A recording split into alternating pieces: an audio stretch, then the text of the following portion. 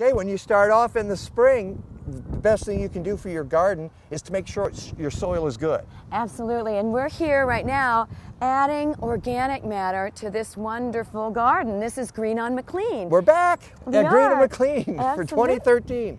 And we have several products that we want to tell you about. Now, if you look behind me here, I've already started adding some cattle compost that I got from Lake Street Supply right here in Chicago. And this is a wonderful product.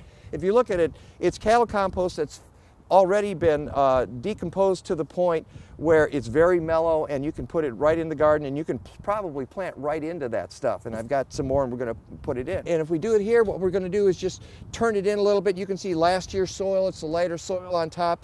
It's not that the last year's soil is so awful. It just needs to be enriched. Yes, because the organic matter is always breaking down. So it goes away, you know, season after season after season. So you always need to add more. So that's why we have this, and we have different components that are going to break down even more slowly. So this is a great one. This is called cotton burr compost, and it's the composted stems, and the burr is actually the woody part that holds the cotton ball on the cotton plant. And so it's a very good, very slow to break down organic matter. And this is leaf mold or leaf mulch, depending on what you call it.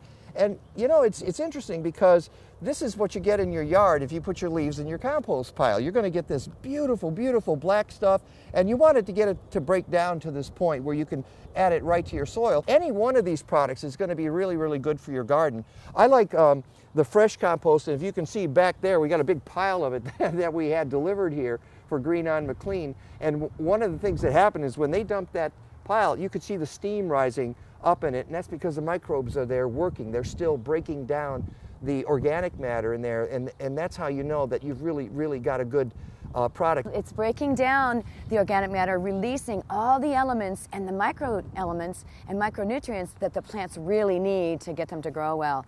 So by doing this, we're making just the perfect setting to plant these wonderful spring plants to get them out in the garden. So how far in do you like to mix your materials here, Jennifer? I know we would turn this a little bit and get some of last year's stuff. Top 6 to 8 inches. So we say spread it 2 inches over the surface and then work that down into the top 6 to 8 inches. And if you're doing multiples, I like to tell people to just dig once and, you know, spread all 3 and then dig them all in at once.